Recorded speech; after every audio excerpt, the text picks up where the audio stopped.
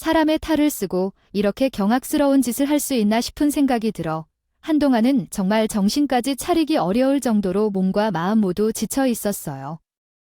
이런 사람들을 그 긴 시간 내내 믿고 의지하면서 버텨왔던 제가 너무 바보같이 느껴지고 제 어리석음에 꾸짖음을 많이 받으면서 지냈습니다. 물론 사람이 작정을 하고 속이려 뜨는데 무슨 재주로 그걸 파악하고 가나나 싶긴 하지만 그래도 저는 전혀 이상함을 느끼지 못했었어요. 가족들에게도 친구들에게도 그 누구에게도 말을 하지 못하고 속으로만 끙끙 앓고 삼켜야만 했던 그날의 이야기를 허심탄회하게 한번 털어보려 합니다. 그렇게라도 하지 않으면 제가 쏘가리를 하다가 화병이라는 앓을 것 같거든요. 그럼 지금부터 제 이야기를 시작해 보도록. 제 남편은 몸이 상당히 약한 것 같습니다. 체질이 그렇다고 하는데 피부도 창백하고 몸은 상당히 마르며 살도 잘 찌지 않는 타입이었습니다. 결혼 후에는 잔병 치레가 많았고 계절이 바뀔 때면 항상 알레르기로 고생했었습니다. 그러나 그가 뭘 좋아해서 결혼했는지에 대해 묻는다면 말은 없지만 연애할 때부터 보호 본능을 자극하는 사람으로 제가 항상 지켜주고 싶다는 생각이 들었습니다. 뿌듯함을 느끼거나 그런 것은 없었지만 그렇지 않으면 그가 더 앓고 더 어려울 것 같다고 생각했습니다. 아프기도 했고 딱 보기에도 희 한 점 못 쓸 것 같이 생겼으니까 저희 집에서 결혼을 하겠다고 했을 때 반대로 하고 들었어요. 하지만 사람은 또 청개구리 근성이 있다는 게 있지요. 집에서 반대를 하니까 오히려 더 오기 같은 게 생기더라고요. 저는 잔병 치레가 많은 남편이 큰 병을 앓는 것도 아니니까 옆에서 지켜주고 보필하고 싶다고 박박 우기면서 결혼을 감행하게 되었어요. 우리가 뭐 많은 걸 파란 것도 아니고 사지 멀쩡하고 건강한 사람을 만나서 오래오래 벽에 똥칠할 때까지 살아라고 하는 건데 그게 그렇게 어렵니? 그 이사제가 멀쩡하고 그래서 해봐야 남들보다 조금 심하게 감기 걸리고 하는 게 전부인데 평생 오래오래 함께 할 거니까 그런 걱정은 하지 말라고 하잖아요. 그리고 세상에 감기 한 번도 안 걸리고 사는 것은 여전히 가능해요. 사람이 어디에 있겠습니까? 다른 사람 만나도 똑같아요. 아무리 그래도 그렇지 않다. 내가 제대로 고생을 해보지 않았기 때문에 모르는 것이지. 결혼한 후에 고생이 뒤따르게 될 것이 분명한데 지금 그런 행동을 해야 한다는 거죠. 답답하다. 답답하다. 세상과 천지가 아니라 부모의 충고를 듣지 않고 자작자위를 하는 사람을 우리는 처음 봤습니다. 우리가 하는 말은 다 피가 되고 살이 되는 것이에요. 결혼하고 싶은 사람과 결혼하겠다고 하는데 엄마가 왜 자꾸 반대하려고 하는지 이해가 안 가서 그래요. 평생 함께하고 싶은 사람이라고요. 친정 부모님께서 반대 의견을 내리셨다면 제가 부모님의 반대를 무릅쓰고 그 결정을 내리기에는 남편이 저를 위해 헌신적이며 최선을 다한 사람이어야 했다고 생각합니다. 내가 하자고 하는 일에 단 한 번도 싫다는 말을 한 적이 없을 정도로 저를 기쁘게 해주려고 노력하는 사람이기도 했어요. 수능 하루 전 이도 가부장적인 집안이었고 나아선호 사상이 상당히 심하게 뿌리박혀 있는 상태였어요. 외동 아들이었던 남편에게 거는 기대가 정말 어마어마해서 하늘을 찌를 정도로 심했거든요. 하지만 남편은 몸이 어릴 때부터 상당히 약했기에 병가를 내야 하는 일도 많았고 학업에 집중할 수 없는 상태에 있을 때가 많았어요. 노력을 한 만큼 성적이 나오지도 않았고 열이 쉽게 올라 학교를 빠지기 일쑤였습니다. 수업 진도를 제대로 따라가기도 어려운 상태라 학업을 제대로 이어가지 못했던 거죠. 그래서 부모님께서는 늘 걱정이 많았고 우리 아들이 결혼을 해야겠다는 생각을 수도 없이 하셨다는 얘기죠. 어떤 여자가 하루 종일 골골거리는 남자를 만나 결혼까지 할 생각을 하겠냐, 그런 마음이 있었던 것이겠군요.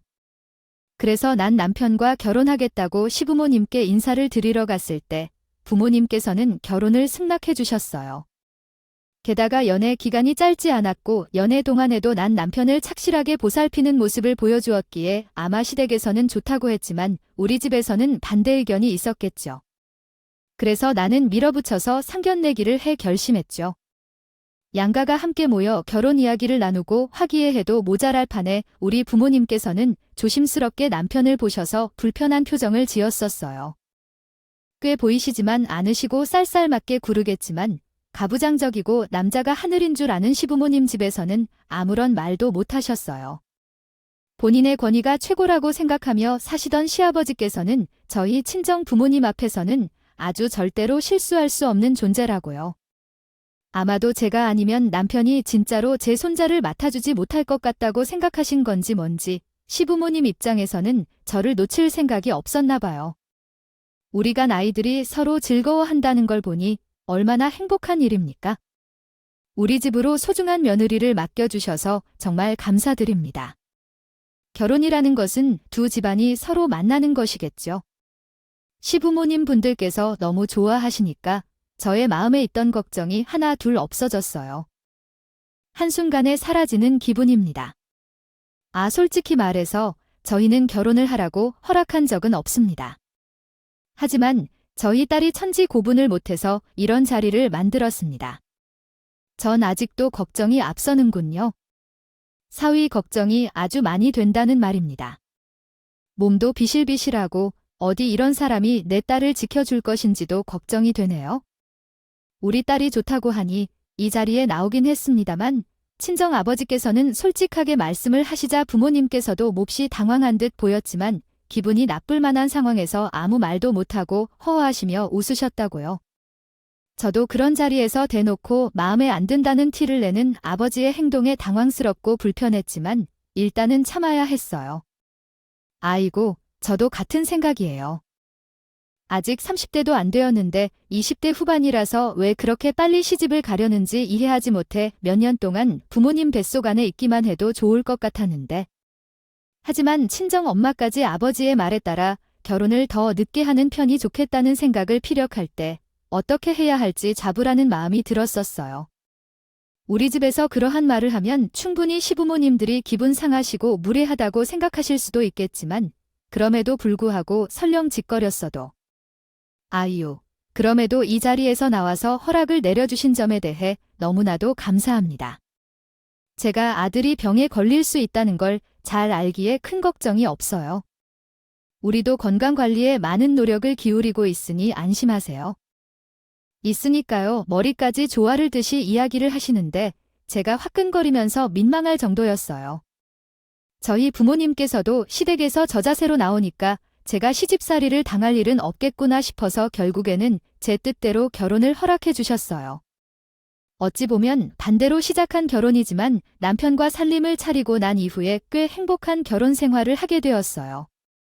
저희 남편이 평소에 기관지가 상당히 약한 편이었는데 감기라도 걸리는 날에는 폐렴으로까지 번지지 않을까 하루 종일 옆에서 지켜보고 간병을 해야 했어요. 열이 오르기 시작하면 또 얼마나 심각한 수준으로 오르는지 사람 얼굴이 벌떡게 익은 것처럼 열이 오르곤 했어요. 남편은 항상 저에게 괜찮다 하면서 저를 달래곤 했지만 저는 또 아픈 남편의 얼굴을 보면서 정말 마음이 아프더군요. 그럼에도 불구하고 가장 좋았던 점은 남편을 돌봄으로써 그 시간을 함께 할 수 있었다는 것이었어요. 남편은 이전에 직장 생활을 했었지만 자주 아프거나 병가를 내거나 병원에 가야 할 일이 많아져서 직장 생활에 집중하기 어려워진 것 같아요. 이후에는 제가 만나기 전에 직장을 그만두고 재와의 연애를 가지면서 자신의 사업을 시작하여 돈을 벌고 있었어요. 수입이 고정적이나 직장 생활처럼 안정적은 않았지만 남편의 사업은 꾸준한 고객들을 유지하고 있어서 꽤 괜찮았어요. 남들의 눈치를 볼 필요 없고 혼자 사업을 하는 것이었기 때문에 오히려 마음이 더 편하다 보니 일의 효율이 올라간다고 합니다. 남편은 동남아에서 가져온 라탄으로 만든 물건을 인터넷 쇼핑몰에서 판매하여 수익을 창출하고 있었어요. 라탄 제품이 어느 날부터 인테리어 소품으로 유행하기 시작하면서 남편의 사업 또한 매출이 상승하고 성장했어요. 저는 고정 수입이 필요하다고 생각하여 회사에 다니고 있었는데 사건으로 인해 일을 그만두게 되었어요. 남편이 혼자 1인 사업을 진행하다 보니 사무실을 별도로 두지 않고 집에서 재택근무를 하고 있었죠. 남편의 기관지가 약하기 때문에 천식과 같은 증상이 있고 선천적으로 폐 기능이 약하게 태어났다고 합니다. 게다가 어릴 때 수영을 하다 물에 빠져 죽을 뻔한 적이 있었던 것으로 알고 있어요. 그때 또 폐 쪽에 물이 차게 되면서 폐가 더 약해졌다고 했어요. 그래서 폐렴도 자주 걸리게 되었고 절대로 담배같이 기관지에 나쁘다는 것은 입에도 되지 않는 사람이었죠. 아무튼 제가 직장에 출근을 하던 중에 남편이 감기 기운이 있는 것 같다고 했는데 슬쩍이 말을 만져보니까 열이 살살 오르는 것 같더라고요. 아, 어떡하지? 내가 오늘 하루 쉬겠다고 말을 하면 좋은데 연차도 없고 오늘은 꼭 회사에 출근을 해서 일을 봐야 하는 날이라 가봐야 할 것 같은데. 아이, 이렇게 열이 오르는 게 한두 번도 아니고 괜찮으니까 신경 쓰지 말고 얼른 회사 출근해. 나도 오전 중에 일을 좀 보고 오후에는 쉬면 되니까 걱정하지 말고 무슨 일 생기면 나한테 전화하는 거 까먹지 말고 회의 중이어도 무조건 받을 테니까 꼭.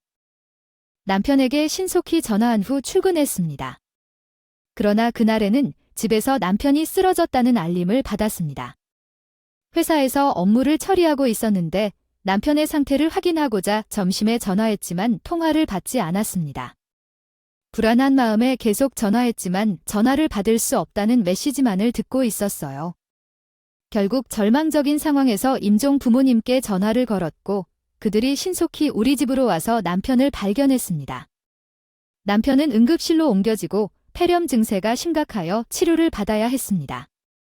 아버님과 어머니는 다행히도 괜찮다고 하셨습니다. 그러나 증세가 심각한 정도는 아니었지만 병원 입원이 필요한 상황이었는데 죄송합니다. 더욱 주의 깊게 살펴봐야 했던 것 같습니다. 내세웁니다.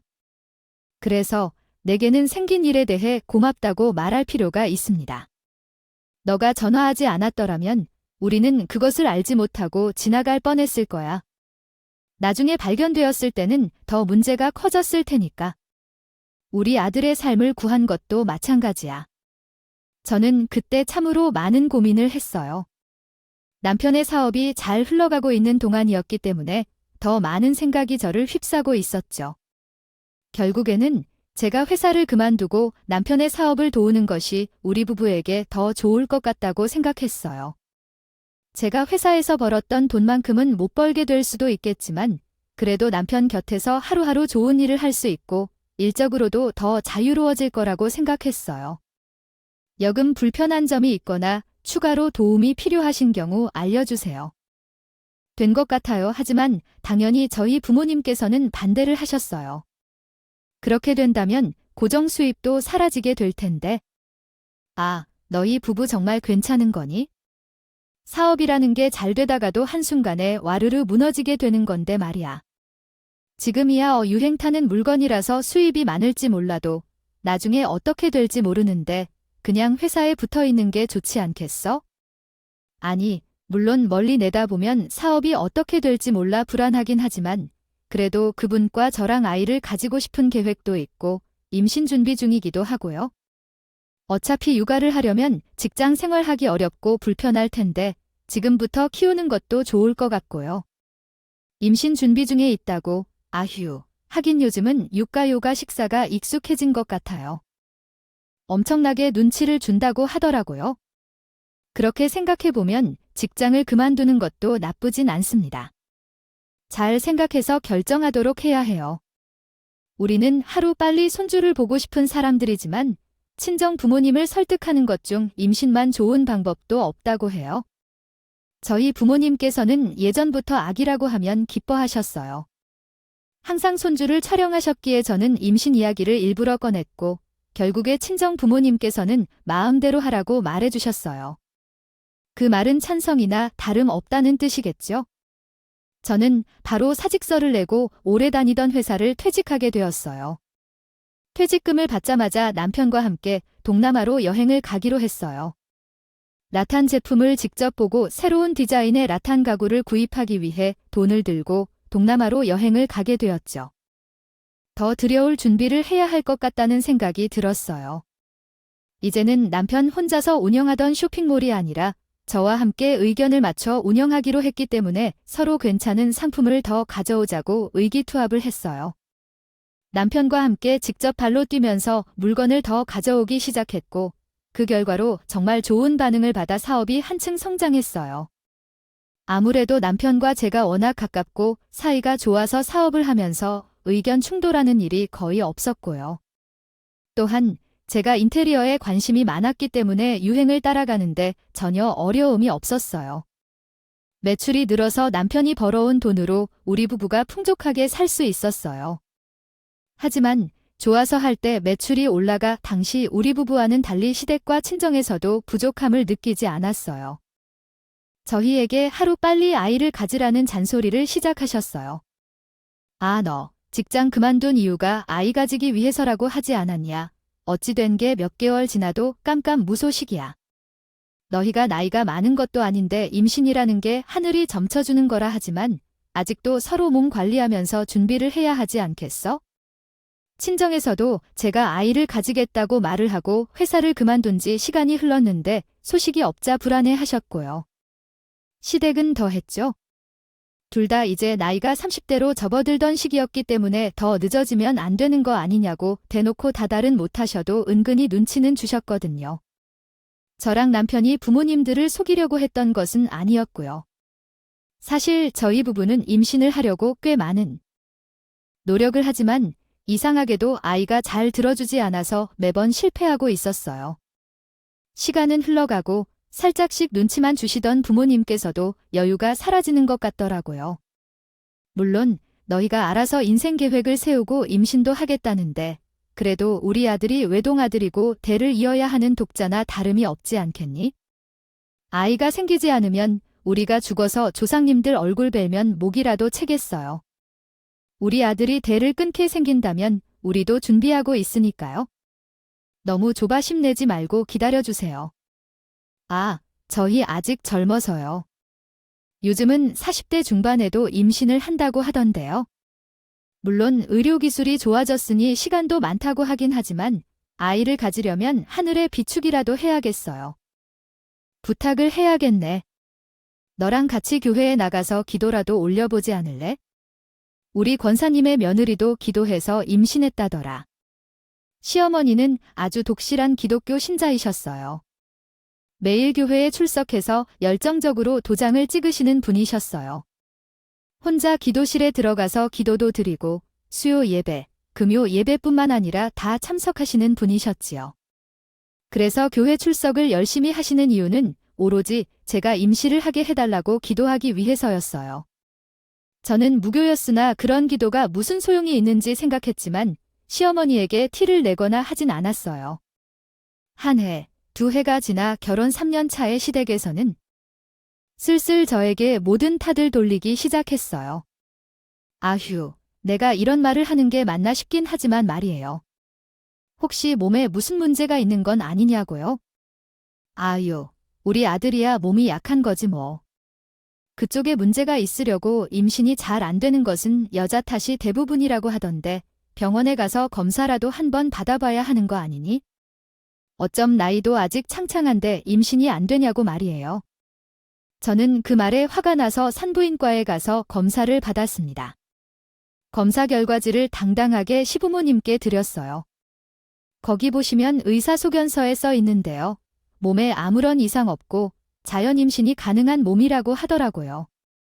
그러니까 이제 그만 스트레스 주세요.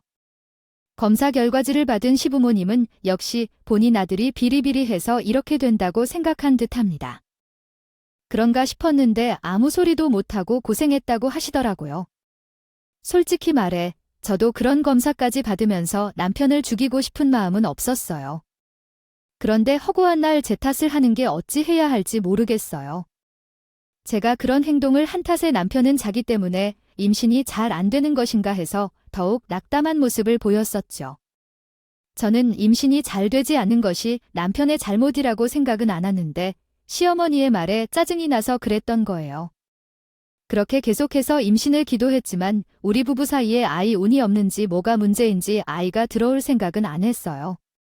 기도를 제대로 드려야 하나 싶어서 교회도 몇 번 다녔지만 아무런 일도 일어나지 않았고 진짜 말도 안 돼서 40대였어요. 중반이 되어도 아직 임신하는 마당에 젊음에도 불구하고 임신이 안 되어서 고민이 많았어요. 고민이 깊어지던 어느 날 우리 남편에게 아주 큰 일이 일어났어요. 우리 남편은 기괴하게도 폐섬유종이라는 병에 걸렸어요. 폐섬유종이라는 병을 들어보신 적이 있나요? 저는 처음으로 살면서 그 병을 알게 되었어요. 폐에 만성 염증 세포들이 침투하여 폐를 딱딱하게 만드는 병이었는데 원래 폐가 약하던 우리 남편은 손실이 일어나는 부분에서 발병하여 의료진을 찾아가게 되었습니다. 정밀 검사를 거쳐서 알아낸 병이었지만 병원에서도 손을 쓸 방법이 없다고 했어요. 폐섬유종은 완치될 수 있는 것이라고 하니 많은 위로가 필요합니다.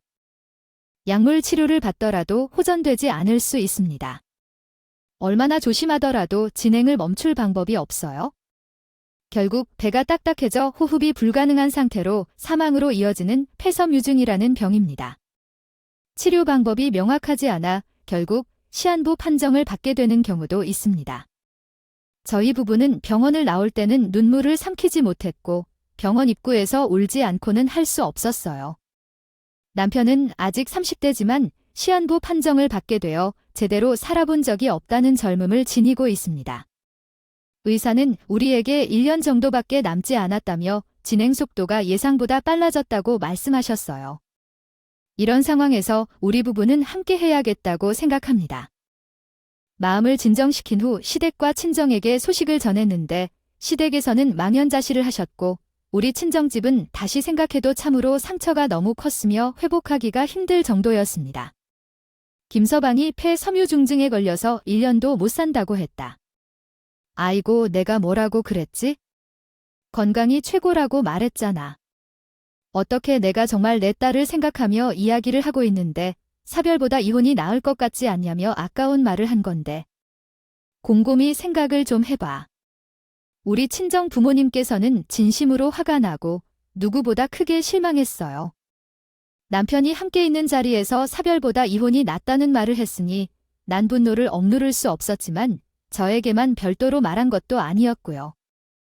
우리 남편은 고기를 푹 익혀 아무런 말도 하지 못하는데 정말 열받아서 눈물이 뚝뚝 흘렀어요.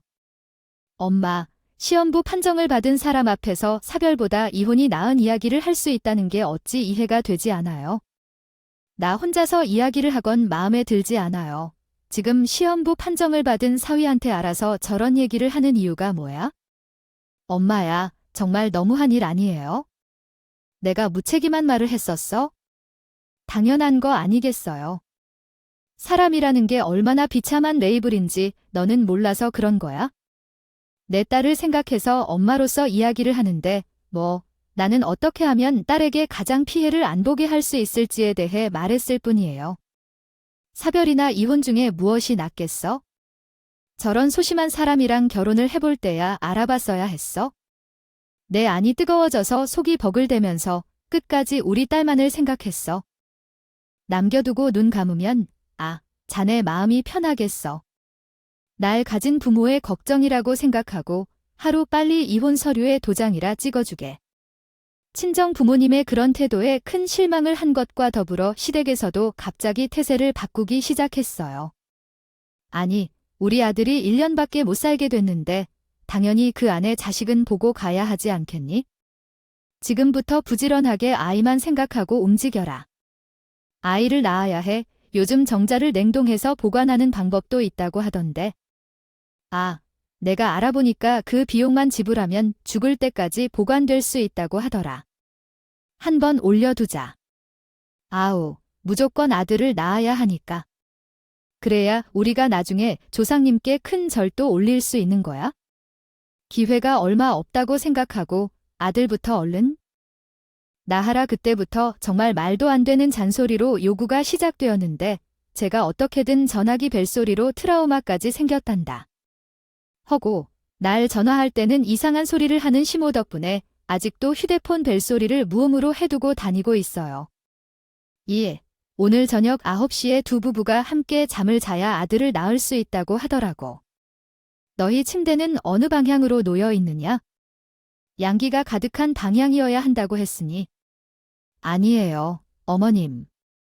어디서 말도 안 되는 미신을 가져와서 저에게 그런 것을 요구하느냐?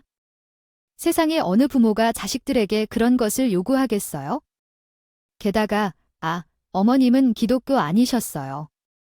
저런 것은 전부 다 미신인데 하나님을 믿으시는 분이 왜 이러세요? 에이, 누아, 지금 우리 아들이 대를 끊고 몽환적인 내용일지라도 이게 왜 필요한 건지 마음으로 하나님을 믿으면 충분하죠. 점쟁이의 말은 전혀 틀린 게 없어요. 남편이 이미 죽음을 대면한 사람처럼 의욕이 없다는 게 너무 충격적이었지만 우리 친정집에서는 당연히 아이를 가지는 것에 반대했어요.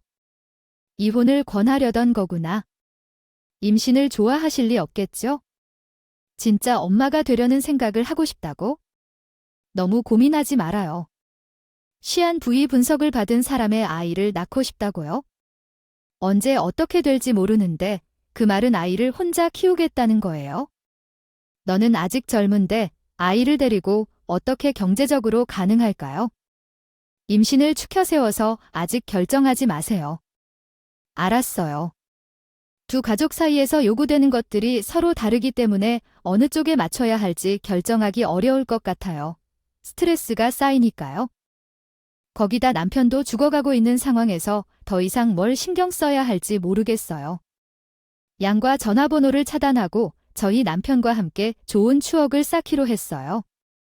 우리 부부가 임신에 관한 이야기를 꺼내지 않고 아무 소식 없이 있는데 시댁에서는 정말 소란스러웠죠. 이번엔 또 어디 다녀온 거냐며 아이를 빨리 가질 필요가 있는데 왜 그리 돌아다니고 계세요? 제발 아이를 가지세요. 어머니, 제발 그만 좀 하세요. 죽기 전에 와이프와 좋은 추억을 쌓으려는데 왜 계속 전화해서 임신 이야기를 하나요? 스트레스를 주시면 어떡하라고요? 아버지께서 요구하는 대로 정자도려는데 저는 싫어요. 왜 싫어하나요? 물론 당신이 자식을 보고 싶은 마음이 이해되지만 혹시 모를 상황에 대비해서 놓치지 말아야 할 건 뭐인지, 그게 왜 그렇게 문제가 되는지 수치스럽습니다. 죽어도 싫다고요 라고 해요. 아, 제가 혼자 남겨져서 와이프가 아이라는 짐더미를 짊어지게 하고 싶지 않아요. 아이는 우리 아이인데 무슨 죄가 있어요? 태어났을 뿐인데 한 집안으로서 얼마나 슬프고 외롭겠어요. 저는 남편이 시어머니의 등에 못 이기어서 정자를 얼린 사실을 이미 알고 있었어요. 남편은 배가 굳어지는 중이었지만 사업에는 소홀하지 않았고 안정화 작업을 거친 뒤 모든 것을 제 명의로 바꾸어 주었어요. 홀로 남게 될 저를 위해 저가 혼자 사업을 이끌어가야 할 때 모든 정보를 하나씩 알려주며 제 근거를 정리하기 위해서요. 시작했을 때 정말 하루하루가 소중하다 느껴졌어요. 남편과 애틋한 시간을 보내며 우리 부부는 마르지 않는 눈물을 계속 흘렸어요. 정말 눈이 깜빡할 사이에 8개월이 흘러버렸고 결국 남편의 증상은 점점 심해져서 호흡이 불가능한 상태까지 이르렀어요.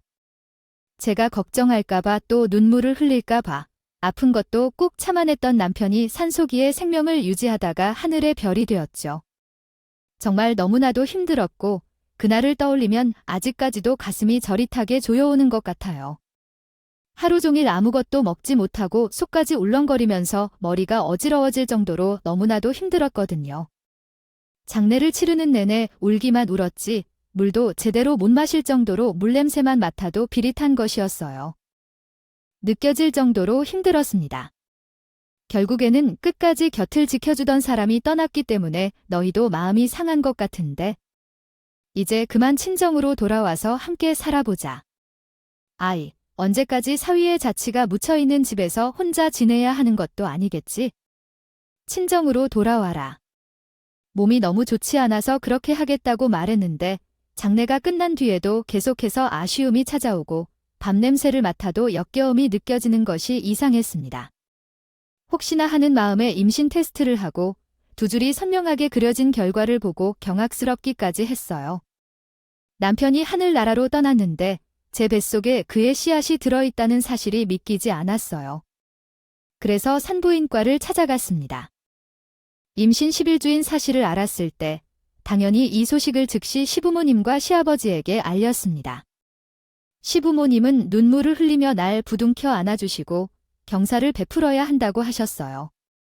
아이고, 임신을 했으니 축하 파티라도 열어야 하겠지? 우리 아들이 마지막에 한 일이잖아. 이제는 아이를 잘 지키는 걸로 충분하니까 하셨죠. 잘하다. 우리 며느리야. 너 뭐 먹고 싶은 게 없어? 아이고, 입맛이 심하게 변했다고 했잖아. 아이고, 진짜. 내가 어디서부터 도와줘야 할지, 뭘 해줘야 할지 고민이야. 그러나 친정에서는 당연히 미친 거 아니느냐고 정색을 하셨다. 어제 임신을 했다고? 얘야, 너 정말 미친 건 아니지? 아직 얼마 안 돼서 없애자. 아이가 집에야 되는 일이라는 걸 몰라서 그래? 떠돌이 노래꾼도 이미 하늘나라로 떠났는데 자꾸 이렇게 고단하게 살아야 하는 게 너무 힘들 거야? 아이를 낳고 나면 2번 다시는 우리를 보지 말고 무슨 일이 생기든 도움이 필요하더라도 결코 도와주지 않을 것이다. 이끼집에서 차라리 사는 것 같이 가족 사이의 연결을 끊고 살아야 했다. 당연히 친정 가서 살 일은 없었으며 남편과 함께 살았던 집에서 임신 기간을 보내면서 남편이 시작한 사업을 꾸준히 이끌어가고 있었다. 그렇게 아이를 잠실에 안고 있는 동안에 딸을 낳게 되었어요.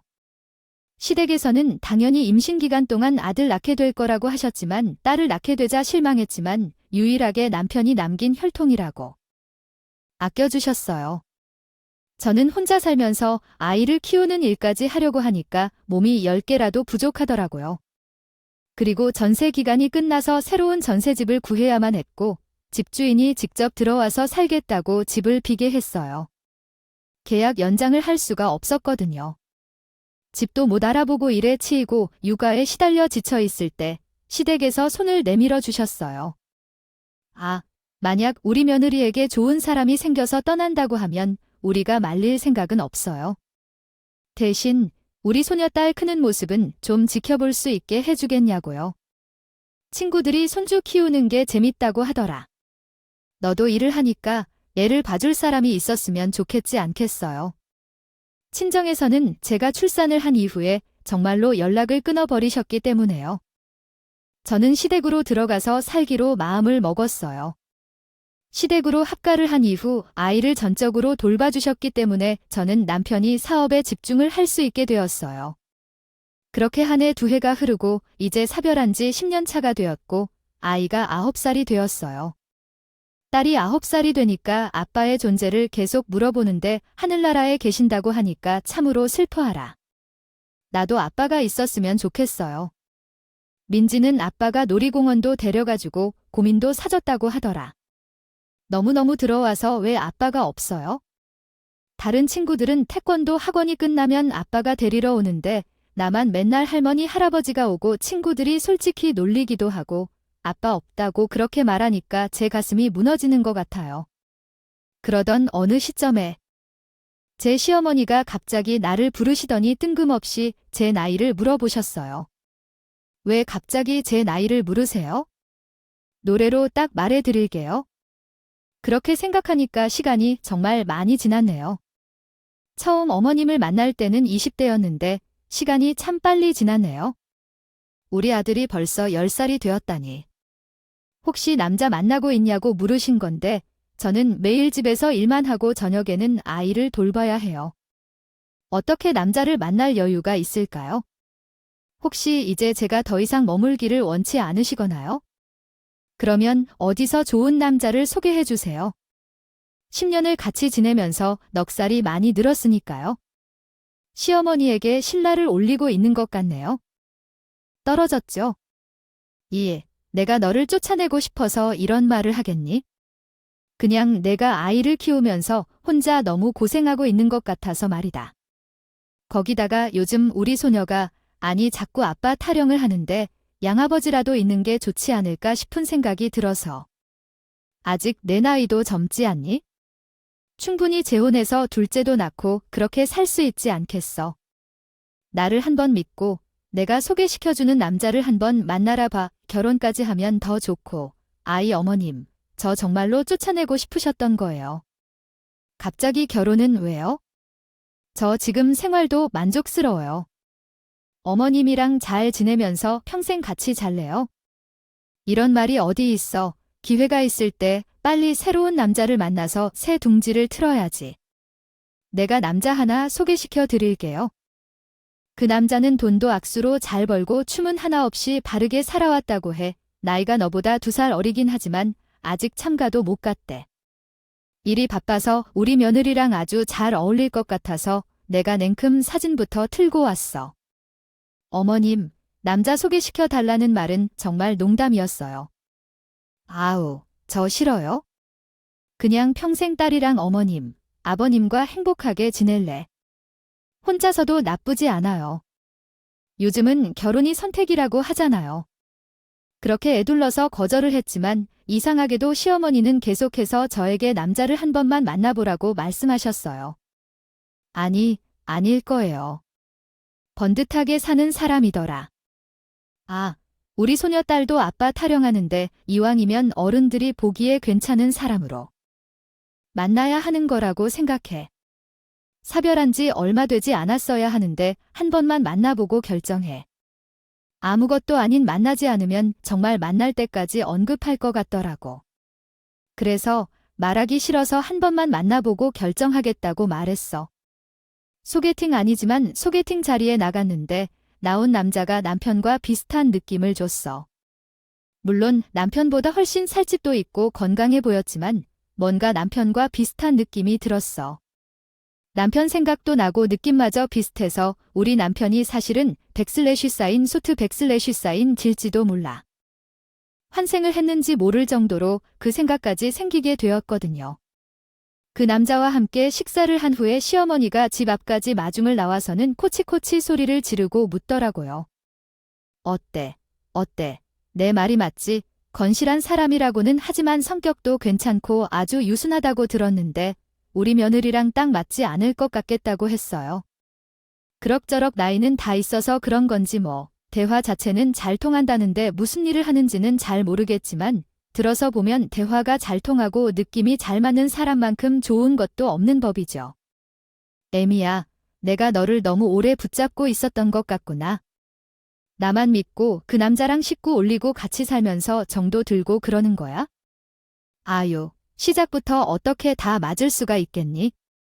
갑자기 결혼을 부탁하고 같이 살으라고 말을 하시는데 대체 왜? 저러나 싶더라도 무슨 한 번 만나고 하는데 결혼 이야기를 하냐고요? 그것도 제가 딸도 아니고 며느리인데 이상하잖아요. 하루 이틀 그러신 것도 아니고 눈만 마주치면 결혼하라고 난리인데 오죽하면 옆에서 시아버지가 시어머니의 옆구리를 막 찔러댈 정도로 눈치를 주셨어요. 처음에는 그냥 웃으면서 왜 저러지 하고 말했는데 시간이 지남에 따라 느낌이 더 이상해지더라고요. 굳이 지금도 아이와 함께 사업하면서 잘 살고 있는데 자꾸 남자가 없으면 안 된다고 결혼을 해야 한다고 하시니까요. 제가 대꾸를 안 하고 무시를 하면 귀에다 대고 말을 하시는데 진짜 들어서고요. 그 남자 있잖아. 연봉 얼마나 받는지 들었니? 재산도 아주 두둑하게 모았다고 하더라고. 이제 소녀딸이 더 크면 돈이 들어갈 일도 많을 텐데요. 결혼하여 가정을 이루는 것이 중요한 거예요. 어머님, 제가 알아서 할 거예요. 이제 그만 좀 하세요. 저는 여태까지 10년이란 세월을 혼자 애를 키우면서 잘 살아왔거든요. 남자가 없으면 죽는 것도 아닌데 너무 아까워서 그러죠. 우리 며느리가 독수 공방을 10년째 하고 있는데 그 남자가 딱 좋아요. 꼭 그 남자랑 결혼해야지 곧 몰아붙이는 시어머니가 어느 날부터 수상하기 시작했어요. 자꾸 결혼 이야기를 하시는 것에 의문이 들었죠. 그래서 일부러 외부에 일이 있어서 나간다는 거짓말을 하고 시댁에 녹음기를 설치해 두고 집을 나왔어요. 거실 소파에 하나, 현관 근처에 하나 놓아두고 항상 시아버지와 시어머니께서 소파에 앉아 이야기를 하시다가 밖으로 나가기 전에 현관 앞에서 대화를 했었거든요. 집이 크지 않아서요. 그쪽에 설치해 두었을 때 그런 작은 음량으로라도 녹음이 될 거라고 생각했었죠. 어쨌든 하루 종일 밖에 있다가 집에 들어가니 시어머니가 저녁을 먹으라며 상을 차렸어요. 알겠어요 하고 몰래 거실에 설치해 놓았던 녹음기와 현관 앞에 두었던 녹음기를 회수의 방으로 가져가 놓았어요. 저녁을 함께 먹으면서 실속 없는 대화도 하고 아이와 같이 씻고 잘 준비를 해 들어가서 녹음기를 틀어봤어요. 그런데 정말 이런 일이 일어날 수 있다는 생각이 들어 경악에 몹시 놀랐죠. 그림을 그려보니 거실 소파에 앉아 시어머니와 시아버지가 대화를 나누고 있던 것 같은데 그들의 목소리가 녹음되어 있는 걸 선명하게 들었어요. 기가 막혀서 원래 계획대로 잘 되고 있어? 아이, 하루 빨리 손자해봐야 대가 안 끊길 거 아니야. 시간이 더 지나서 제가 임신을 못하게 되면 어떡해. 아휴, 이럴 줄 알았으면 징죽에 알아볼걸. 아유, 걱정 좀 그만해요. 조금만 기다려 보라니까. 내가 결혼하라고 매일같이 이야기하고 있으니까 생각 있으면 들어먹겠지? 냉동 정자는 모래 잘 보관되고 있대요. 아이고, 세상 정말 좋아졌어. 어떻게 그런 걸 개발할 생각은 그랬을까? 돈만 내면 무기한으로 보관해 준다는데 무슨 걱정이 있겠어. 나는 그 냉동 정자 보관법보다 결혼 브로커가 있다는 사실이 더욱 신기하고 놀랍다. 세상의 조건 하나하나 맞춰서 사람을 구해준다는 게 이게 말이나 되는 소리야. 게다가 우리가 요구한 조건이 좀 까다로운 사람들이 있죠? 여자에게 관심이 없는 사람이랑 매칭을 해준다는 것은 참 엉터리라고 생각해요. 이런 건 없을 줄 알았으면 층지게 시켜놓으면서 이런 생각을 하겠지 했어요. 완전 정신없네요. 아니야. 여자에게 관심이 없는 무정자증인 사람이랑 결혼해야만 하는 사람이랑 손주를 낳기 위해 시험관을 해야 하는 여자랑 딱이죠. 둘이 결혼하고 나서 임신이 잘 안 된다는 핑계로 우리 아들 냉동 정자로 시험관 시켜놓으면 딱이다. 계획대로 잘 될 거예요. 이걸 며느리가 알게 되면 큰일 날 거예요. 절대로 비밀로 해야 하는데 어차피 남자 집안에서는 아무것도 모르니까 괜찮아요. 아들이 여자에게 관심이 없다고 할머니 생각도 몰라서 계획이 성공할 때까지는 이런 얘기는 하지 말도록 해야겠어요. 일단 정확한 한국어 문법으로 다시 쓰고 전체 내용을 좀 더 알아보기 쉽도록 분할하여 수정했습니다. 적당히 임신만 하고 나면 우리가 나서서 다 터트리고 이혼시키는데 오갈 곳 없는 며느리가 어딜 가겠어. 우리 집으로 들어와야지. 그럼 우리는 우리 손주 보면서 행복하게 노후를 즐기면 된다니까. 그러니까 한마디로 저에게 소개시켜 주었던 사람은 무정자증의 여자에게는 관심도 없는 남자였던 것이었습니다. 이 부분 새로 작성. 처음엔 남자 쪽 집안에서는 이 사실을 모르고 있었고 남자는 여자에게 관심 없는 것을 숨기기 위해서 위장결혼이 필요해서 브로커와 연락을 요청한 것이었어요. 우리 시댁은 가남편의 냉동정자로 시험관을 해서 아이를 낳는 것을 거부했기 어떻게든 재혼을 빌미로 남편의 아들을 보겠다는 일념으로 그딴 짓을 벌인 거예요. 전 정말로 이게 현실에서 벌어질 수 있는 일인 건지 다들 저를 속이기. 이 부분 새로 작성. 아버지가 냉동정자에 대한 시험이나 자녀 낳기를 거부함에도 남편 아들을 키우겠다는 의지로 재혼을 통해 평화로운 가정을 이룰 생각이었어요. 현실 속에서 벌어질 수 있는 일인지 의문스럽게도 다들 저를 속이는 상황이었습니다. 몰래 카메라를 설치한 게 아닌지에 대해 경악을 금칠 수 없었어요. 그냥 넘어가면 결코 안 된다고 생각하게 되었죠. 아이가 잠들자마자 곧바로 시모님 방을 찾아가서 그 녹음 파일을 틀어놓고 시모에게 따지기를 시작했어요. 어떻게 사람의 얼굴을 쓰고 이런 짓을 하는 건지 어떡하죠? 도대체 그 아들이 뭐가 그렇게 중요해서 이런 미친 짓까지 할 수 있는 걸까요? 결혼을 시켜 시험관을 시키려고. 아니, 너는 지금 밖으로 나갈 때 녹음기를 설치한 채로 떠나간 거야? 그렇게 우리를 믿지 못해서 왜 혹시 소녀딸에게 무슨 짓을 할지 까발리는 놈이 성을 내버리면서 지금 누가 누구한테 큰 소리를 지르며 화를 내고 있어요. 진짜로 화가 막 주르르 나오는 사람은 나라고요. 나 이런 짓을 꾸밀 만한 사람인가요? 얼굴을 보고 하하호호 웃을 수 있었어요. 이게 사람이 할 짓이냐고 그 말에 시부모 둘 다 딴청을 부리면서 당연히 아무런 말도 못했죠. 지들도 솔직히 잘못된 걸 몰라서 그랬겠어요. 다 알면서 욕심을 부린 거죠. 한 사람의 인생을 이렇게까지 망치게 하면서 죽은 아들의 핏줄을 보고 싶어 한다는 그 집착도 너무나도 소름 끼치고 무서웠어요. 저 아이 데리고 짐 챙겨서 나갈 겁니다. 최대한 빠른 시일내에 모든 걸 정리하고 이 집을 떠나겠어요. 두 번 다시는 우리 남편의 핏줄을 볼 생각하지 마세요. 아이, 갑자기 그게 무슨 소리야? 아이 참나. 그러니까 손주만 낳아주면 되는 건데 그걸 왜 비해 왜 우리 아들이 얼린 냉동 정자로 나오면 되는 거 아니냐고 도대체 뭐가 그리 고고해. 시험관은 죽어도 안 하겠다는? 그렇게 하지 않겠습니다.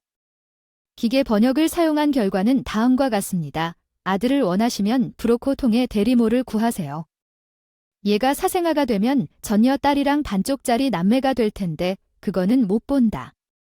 다음 날 아이를 학교에 보낸 뒤 용달차에 실어서 10년 만에 친정집에 연락을 했습니다. 친정 부모님께서 분노를 하셔서 시댁으로 찾아와 은을 챙기신 뒤 시아버지의 뺨을 갈겨버리더라고요. 더 자연스럽고 매끄럽게 변경하면 아들을 원하신다면 그렇게 하시는 건 어떨까요? 그렇다면 사생아가 되는 것 아닙니까? 제 딸과 반쪽만큼 나눌 누나 남매가 되는 볼 수 없어요? 다음 날 아이를 학교에 떠났다가 어디로 가야 할지 몰라서 10년 만에 친정집에 연락했습니다. 친정 부모님께서 제 사정을 들으시고 분노하셔서 제가 시댁을 찾아가 은을 챙길 때 시아버지께서 뺨을 치셨어요.